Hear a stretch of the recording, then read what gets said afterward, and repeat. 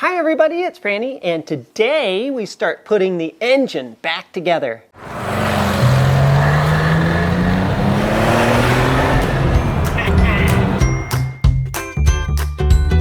We have an awful lot of parts to put back on the engine, the top and the bottom. So I put together another set of notes so that I would have not only all the bits that have to go on, but what order they have to go on as well. Now, it's kind of a lot, and what I did was went back through my own videos actually, and I can link them up above here, of me tearing all this stuff off, and then I just basically went backwards through them and put together a list, and I made lots and lots of pictures as well. I went and copied stuff out of the actual service manual and the other manuals that I've got, also just from my own video, and remember I took a zillion pictures as well, so I had all of those as well. Very, very helpful in knowing exactly what size bolt or screw goes where. Does it have a washer? Was it have this? Does that? And then there's some things that really need to go on in order. This big huge piece here, this big engine mount piece here, has a hidden little nut on it that has to go on. It goes on right here, and that nut has to go on first because it was the last thing I took off. At any rate, we've got also a bit of pre-work to do on this engine before we get started putting it all back together. One thing would be to reinstall these guys. These are little air diverters. They're very, very important. If you don't put them on, your engine's guaranteed to overheat. Now, I took these guys off, and it was a little bit weird getting them off because they really were supposed to be installed before the heads go on, and then you just slide them into place. So I had to kind of work them out a little bit. It's going to be interesting getting these back on. But they were in sad shape. They were rusted. They were kind of yucky looking. So we had these powder coated, as well as a lot of these other parts. And some of the parts, anything that touches a muffler like this, got ceramic coated. I also have some seals that need to be replaced. This is the crankcase breather up here, and there's a seal underneath it that needs to be replaced. I think it's been leaking. This sensor I'm going to replace. There's a couple of other things on the engine we're going to do first, so that then we can start with the actual assembly. We also have the bottom side of the engine, of course, to do as well. That's going to be the entire exhaust system, and I'll probably do that definitely as a separate video. But we do have an awful lot of parts here. Sensors, I've got it, the fan was ceramic coated as well. It looks pretty sweet. Just all of our little bits. Let's get started. We'll go ahead and get these pre-assembly bits done first, and then we'll move on to the general assembly. A few quick points before we get started. We've got a lot of parts that we've replaced.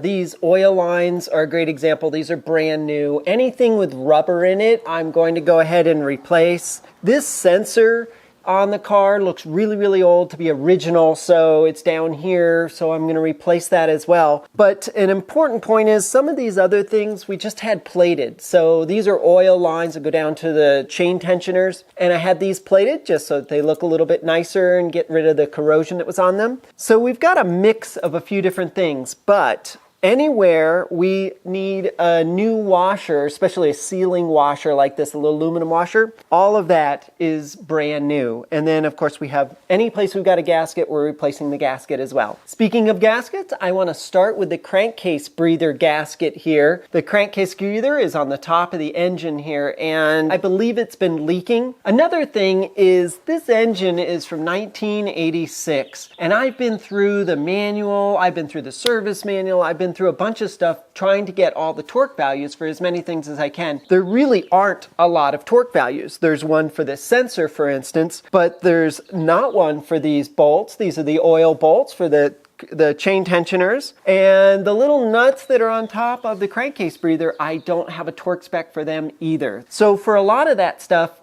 I guess if it's like a tin screw or something, you don't worry about it. But anytime there's a gasket underneath it or a crush washer, I kind of do worry about it. So I'm going to show you a quick little way that we can at least get an idea, a very ballpark figure of what the torque maybe should be if you have absolutely no documentation for it. So let's take a look at the crankcase breather, and I'll show you what I'm talking about. My idea is to check the torque of these nuts as we pull them off. Now, a couple of really big caveats. One, they could be pretty stuck on there. And the second thing is, this is a static torque on these things because they're set right now, not a dynamic torque, which is what you would have if you were applying torque to them. But it will give us an absolute maximum. And if these things come out to be, say, I don't know, 15 or 20, my guess is they should really be on at about 10, something like that. So that tells us 15, 20 sounds, yeah, that sounds about right. So it'll give us a ballpark, give us some indication of what the factory used to put those guys on. So what I'm going to use is an electronic torque meter here. It's pretty kind of cool. It just reads the actual torque that you're applying to this thing. That's really all it does. But it's kind of neat in that you can just sort of hook anything you want to it. So I'm going to put this 10 millimeter socket on it. I'm going to set it here on top so we can get a good reading here. All right, here we go. 0, 0. Just go slowly. 4, 5. See, it broke loose at 5. So quite a bit lower. That's interesting. All right, let's try another one. Let's try this one back here and see how this one does.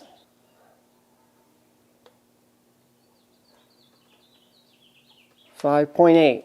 All right, very similar to the other one. Well, that's actually pretty helpful. It feels like to me that these things should probably be put on with no more than 5 foot-pounds of torque. So they're not very tight at all. Great, great, great to know. Because I probably would have put them on at 10 because they're 10 millimeter nuts and they're holding on a gasket, but it sounds like that's a bit much. All right, let's go ahead and pull these guys off. We'll pull our cover off. We'll go ahead and replace our gasket and reinstall. Pretty simple stuff. Looking at the condition of our gasket here, it doesn't look bad. In fact, it looks kind of dry all the way around the outside edge, so maybe it wasn't leaking. It seemed like it kind of was on the side, but well, scratch that. The gasket was broken right here, so there is a chance it was leaking right about here as well. The rest of the gasket looks like it's in pretty good shape, but you just can't tell sometimes. Let me go ahead and pull this guy off. We'll clean it and add the new gasket and some sealant as well. I'll just set this guy on there. I cleaned all of the nuts and washers, so we'll go ahead and put those back on, all nice and clean. Now the big question here is going to be our torque value. As I was going back and double checking things in the Bentley service manual here, I actually found a torque spec for these guys, the nuts on top of the crankcase breather cap. I'm very excited about this because I just could not find this. I searched for days and couldn't find it, but here it was in the manual. The manual states 8 Newton meters or 6 foot-pounds for these. Now we're pretty close. I was about 5.5, and let's go ahead and torque these back down. Clicky, clicky. Well, I knew there had to be a torque spec for these guys here. You just wouldn't put a cap on without some type of torque spec. You could easily warp this cap, screw it up, make it leak, whatever. So I knew there was. Okay, great. So we've got that torqued. I feel really good about that now. Next, I'd like to tackle these air diverters here. Now, they really should go in before the cylinder heads go on, but you didn't take the cylinder heads off. No, I didn't. I had to wrangle these quite a bit to get them out of the car. They have little tabs up at the top here, at least the ones on the ends do, and that's what made them a bear to get out. But I'm hoping that they're gonna go in a lot easier. We'll see. At any rate, they're also not exactly the same. These two are subtly different. One of them has a little notch here in the top of this tab and the other one doesn't. These little tabs goes towards the center of the engine. So which side goes to which, right? So looking in my diagrams and looking at my pictures and all the stuff that I've got, this notch goes towards the pulley and the not notch goes towards the flywheel. Now the one on this side just sort of cups right in. It's going to be easy because it's all open and there's plenty of access back there, so I'll do this one last. These two center guys here should just sort of push up and really shouldn't be a pain. I hope not, at least. And then we have these guys here which sit over the top of the cap nuts that are holding the engine together, and there are little tabs on them as well. These tabs point towards the outside of the engine. It's very complicated. And then there are these little guys, little straps that kind of hook them all together.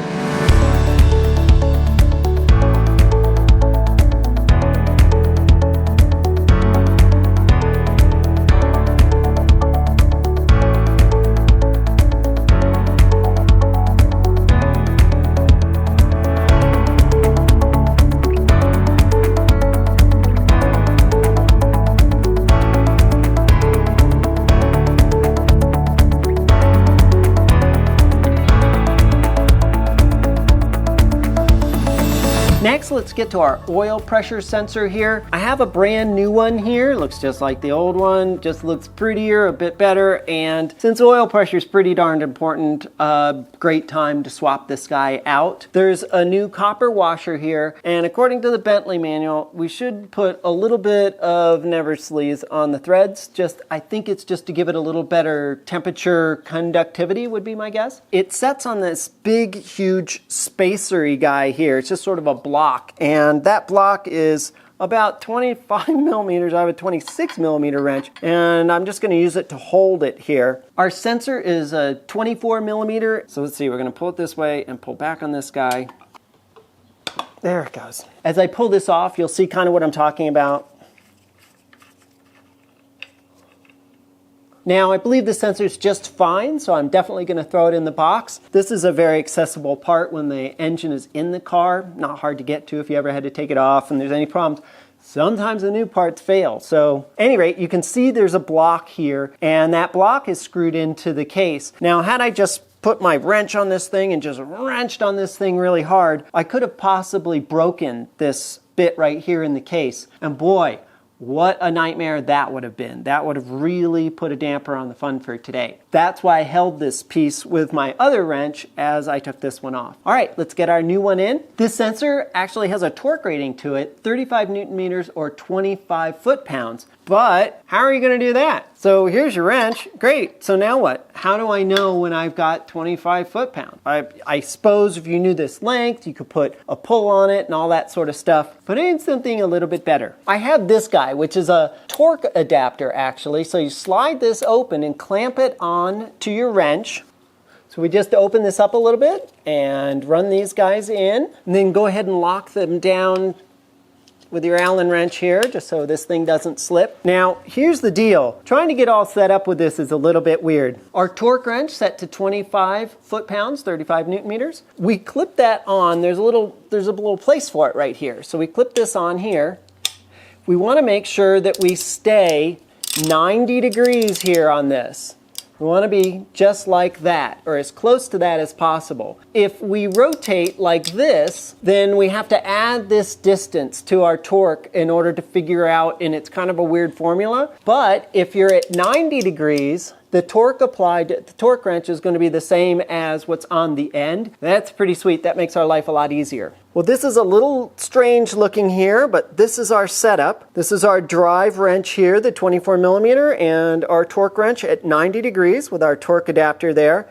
And we're going to hold it with our other wrench on the big flat base there, so you can get an idea of what this looks like. Hold that to steady it. Here we go.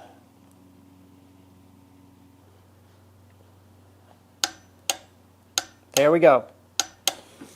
That's our 25 foot-pounds, or our 35 Newton meters, and that's how you torque something that you can't get a socket on. Something I want to remember to do is anytime I torque a nut or a bolt or whatever, to put a little bit of red paint on it. That just reminds me that it's already been done. So I've got a little bit of just quick little nail polish here. This will work great. And I just put a little dab on it. It's no big deal. There we go. Next, what I want to get to are the oil lines here on the side here. These are for the Carrera chain tensioners that are on these engines. And they were pretty bad before. The original lines have rubber in them and they were leaking and all that. And I also got the other metal bits plated. So let's go ahead and install all of that. These are the parts we're going to be installing. This is our new oil transfer tube here with a nice little rubber bit on it. This is the original little pipe, oil pipe here, and we just had it plated. We had the banjo bolts plated as well, and I have new crush washers. Now, one of the funny things is that this oil tube here doesn't come with a connector at the end, and you had to order these guys separately for it. So this just slides on and then just gets clamped on. These guys just kind of connect up through here, and then our little oil pipe connects here down to this little fitting down here. Now these are Porsche lines. You can get them from Coline as well, a little bit cheaper, but they won't be CAD plated like this. They'll be silver. But the problem with the Porsche one is it doesn't come with the ferrule, this little guy here, and the nut for it. So you have to get those from Coline. So I messed up on that and had to go back and reorder it. You want to put your nut on first there, and then the little ferrule is thicker on one side than the other. So you put the thick side to the nut and the thin side to the end of the tube like that. Now the end with the nut and the ferrule goes in here. So we'll just slide that in and go ahead and just screw our nut down a little bit until it sort of wants to stop. Okay, we'll just leave that hand tight for now. The other end is up here with our banjo bolt, and we put one of our aluminum crush washers on the outside, and then the other one goes on the mating surface here. The nice thing about this little oil pipe here, the original one, is that it still has its end on it, so we don't have to fuss with a new nut and ferrule on the end of it. So let's just go ahead and install this. It connects. It's kind of strange. It sort of has to sit underneath in here. Well, I've already run into a little bit of a snag. This is the original part that I pulled off the car, and it's actually leaking. So it's not something I could put back on. It's leaking at one of these oil junctions here. But what's important is this bit here. Take a look at this. Let me lay it up and I'll show you what's going on. All right, I set it on top of it, and you can kind of see straight away there what the problem is. See the connection for the oil pipe? Look how much further it is towards the center of the engine, right? And you can see it's the right one. I mean, this is the original, so it fit just fine. But what that did was messed up my oil pipe here. So I had to very gingerly, super gingerly, work with it and work with it and work with it, because it really wanted to be up here on where the original was. And I think we're fine there now, but boy, that's the thing. So here we go. We can go ahead and roll our nut on now that it's all been lined up again. And we've got our banjo on the other side with the two aluminum washers, one on each side. That's just kind of frustrating. This is an actual Porsche part. I would expect it to fit perfectly. But my guess is that it's made by somebody else and just sold through Porsche. But like I said, it was the only one I could find that was yellow cad plated.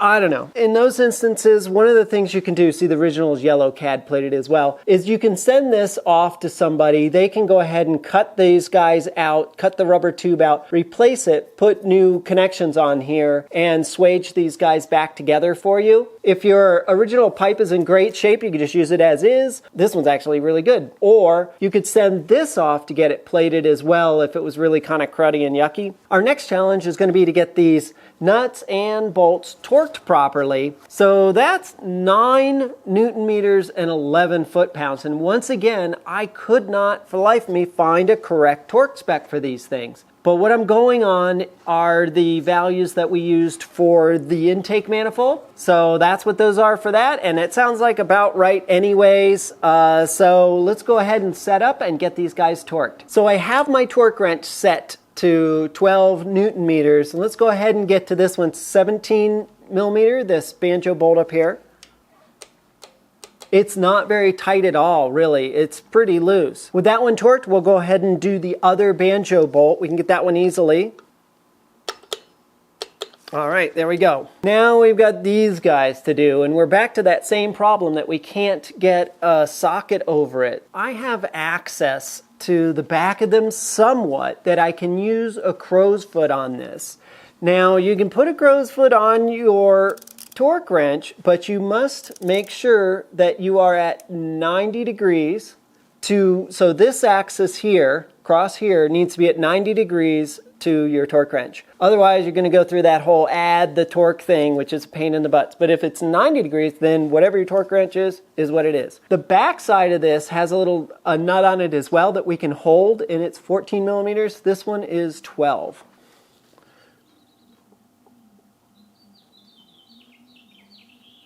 So this is our setup for our last connection there. That's a 17 millimeter holder down at the bottom and 14 millimeter on the nut we want to attach. There we go. The right side was pretty much the same, except that luckily we didn't have to make any adjustments this time.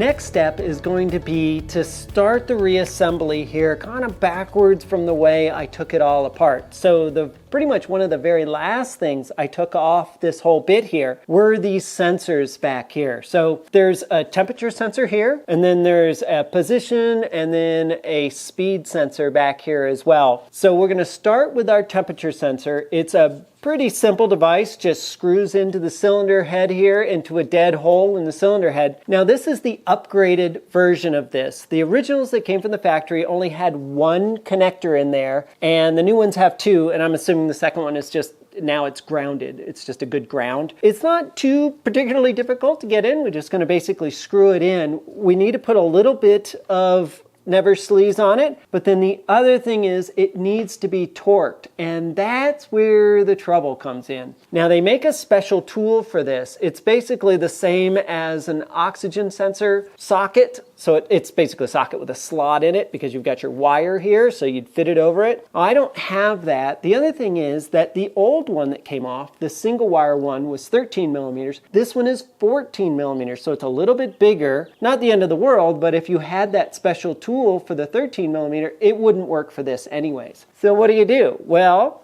this is where crummy, crappy tools come in handy. Big time handy. This is just a crummy kind of crow's foot wrench that I have that I was able to grind down the sides on it, and it will actually fit inside here. So that's going to work for us, I think, but we still need to torque it. So we're going to be using our torque adapter again. It's going to be pretty sweet. The torque setting for this is 15 Newton meters or 11 foot-pounds. All right, let's go ahead and get this installed.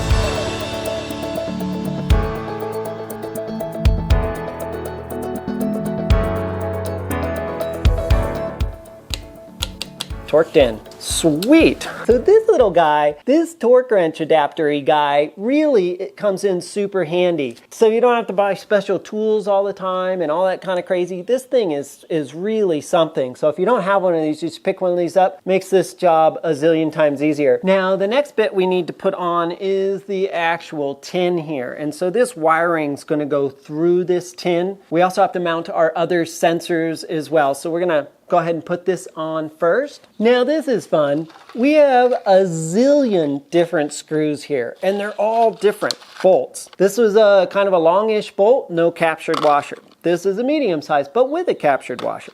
This is a smaller one with a captured washer. Oh my God, then there's these cap screws as well, no captured washer. It just goes on. So the big question is, of course, what goes where? And that's where your pictures come in handy. So who would have thought that the bolt that goes in the bottom of the tin here is a cap bolt, and it has a washer behind it as well. So we're gonna have to find a washer for it as well. This bolt that's up here, that goes up in here, is actually a bolt. Look at that. So it's a hex bolt short with a captured washer. So my point with this is that these pictures that you took of your engine when you were tearing things apart are so important. Any screw you take off, any bolt you take off, go ahead and get a picture of it. Get a picture of it in context, just like this, so you can see what the story is with it. Is it's got a washer? What kind of thing is it? So, all right, well, let's go ahead and fish out what we need and get this thing locked down. And here's a thought. For some of these rubber parts that are going to be stuck behind the engine, completely inaccessible, I'm going to throw a little bit of protectant on them just so that hopefully they last a little bit longer maybe. Probably not going to make too much of a difference. It'll certainly make it easier to pop the thing in though, that's for sure. Oh, there we go. Oh, it popped right on. Fabulous. Okay, great. Next are these guys, the position sensor and the rotational sensor, or speed sensor. They're exactly the same part number, but they go into this casing here, and then this casing mounts over here, and we have to set the exact distance from the end of the sensor to the flywheel here. They're held in with these cap bolts here, simple enough, but one small thing is they do need a little bit of blue Loctite on them. And I know this because when I pulled them out, I noticed that as I pulled them out and took a picture of it. So you always want to take anything like that. You're like, oh, look at that, Loctite. Yeah, make a note of that. And I know from my photo here that we've got a bolt but no captured washer. So here's an example of a similar bolt, right? But it has a captured washer. So this is obviously not it. Attaching the bracket is pretty simple, but you don't want to tighten down the 2 bolts just yet. Something that's important is the distance of the sensor away from the flywheel. The spec for it is 0.8 millimeters. So you want to put your 0.8 millimeter feeler gauge right there as you're tightening these guys up. There we go. So that looks good. 0.8 millimeter there. Okay, our new sensors are installed. That's awesome. We have to route our wiring up through. Now here's the kicker with these guys. These two may be exactly the same sensor, but they're delivering completely different information. So on the intake manifold, there's a bracket that holds all 3 of these guys. And this one's pretty obvious. It's a 2 connector, pretty easy. But these 2 guys, so we have to be very careful when we put our intake manifold on and wire these guys up that we get the appropriate one in the right slot. If you swap these, and you totally can, because once again, they're exactly the same sensor, the engine will not start because the information they send is completely different. We also have a clamp down there we have to install, so we'll do that. So we can easily get the wire into them, and then we push this in through this piece of tin. Well, our sensors are in. I think they look great. Next, we're going to get to the other side of the engine. Next on our list is to install the big old honking strap that holds on the big fan housing here. In the end, this should be pretty much here at the 9 o'clock position. With our strap in, we can get our bracket back in. It has a nut with a shoulder on it that fits in here, and that's what sort of indexes and centers this thing. Also, there's a slight chamfer on one side and not on the other. And that chamfer goes up against the head side. It goes over here on the right side, right behind our pressure center. Next, let's go ahead and put our distributor back in. I've set the engine to top dead center, cylinder number 1, and I did that before I pulled the distributor out, so there's no fuss about where the distributor should be because it's really not indexed. It could be pretty much anywhere. So speaking of the distributor, it was pretty dirty and pretty cruddy, just like everything else in the car. It's just inside the distributor. I thought this was kind of fun. There's actually an advance in here. You can kind of, I don't know if you can see any of that moving around in there, and you can see it down in there. The thing about this is that this car has Motronic fuel injection, and that also handles the timing as well. So the distributor doesn't really do any timing at all. Its only job is to distribute the power from the coil to each one of the spark plugs, and it just has to kind of get close. So there's this mechanical advance in here, and its only job is just to advance the rotor just enough to where it's not struggling to hit the next cylinder at the right time. All right, well, we can go ahead and put this in. This has a little dust cover that goes over the top of it. And I'm going to put our rotor on.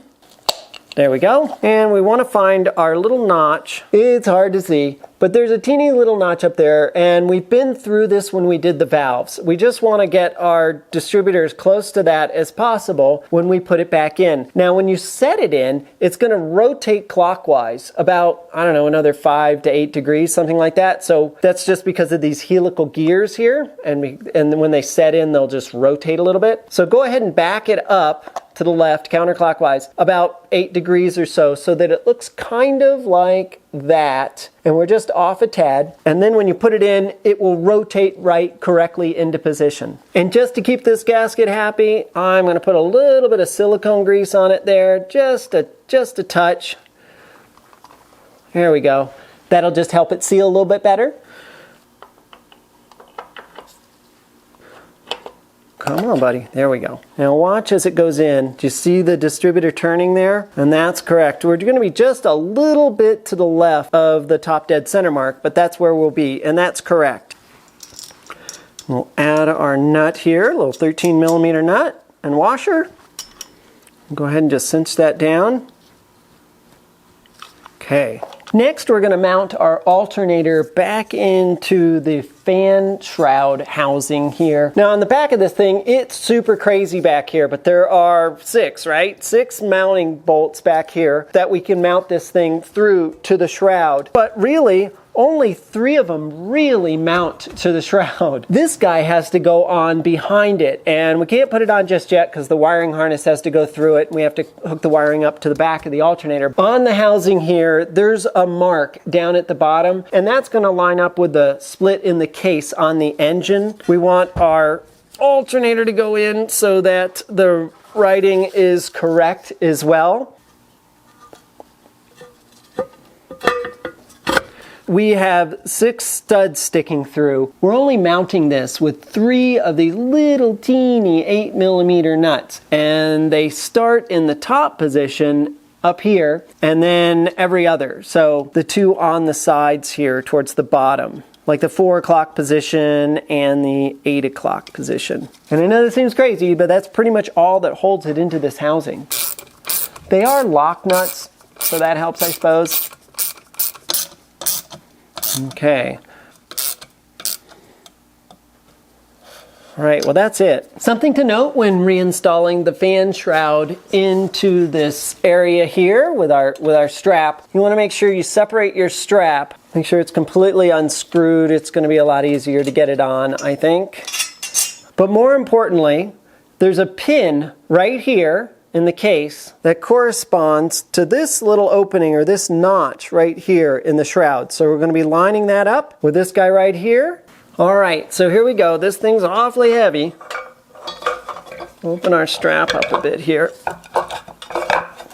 We just want to make sure that this guy is sitting all the way back where it should be and sitting in its little notch. Also, we can notice that our top dead center mark on our pulley here now lines up with this slot, because when this thing's on, you really can't see the crack in the case, the split in the case, to line anything up anymore. Okay, well then at this point, all we do is just reattach our strap. Definitely give it a wiggle and a move here just to make sure that you're not sitting up somewhere, sight it all the way around. It should be all the way up against the notch in the case in the back here as well. With our shroud in, we'll install our fan next. Now there's a Woodruff key here, so you just want to be aware of that. And of course a slot here for the key.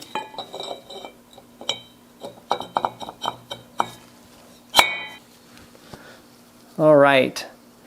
And of course at this point you want to just make sure you don't have any clearance issues. Since we got this ceramic coated, and especially if you get it powder coated, it's very, very thick. That powder coating can actually be so thick that it will rub against the inside of the shroud, and that would be very bad. We're going to be installing a new fan belt here that I've got.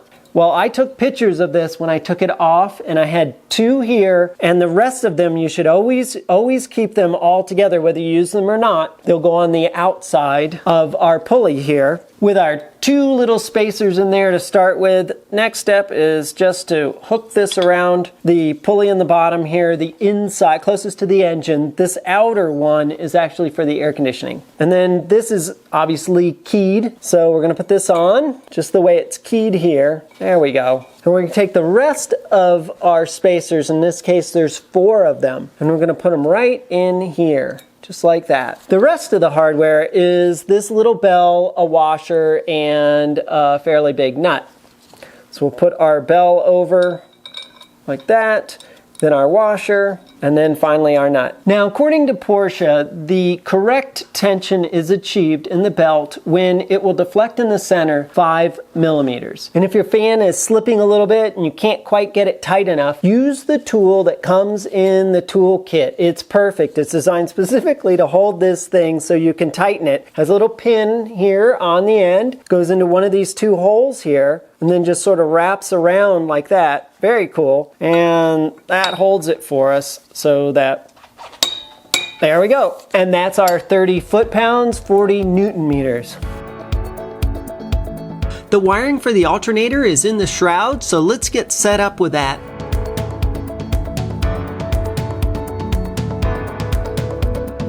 And we don't want to forget the air diverter.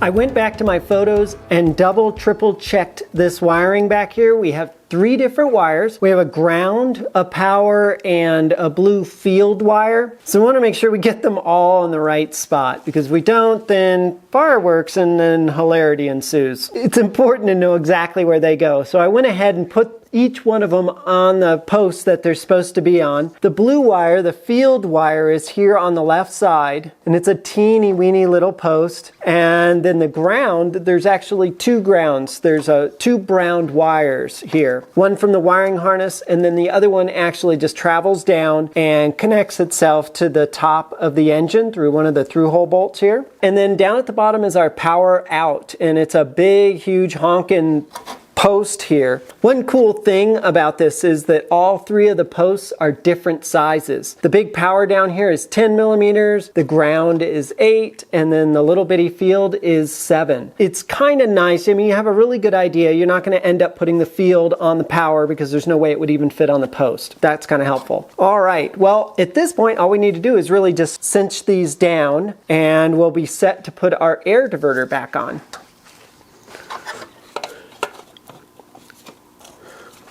And it only goes one way, but the vanes are sort of up and they curve to the left side over here. And these are our teeny little lock nuts that we put on the back here, the same ones we use to mount the alternator, of course, to the fan shroud here.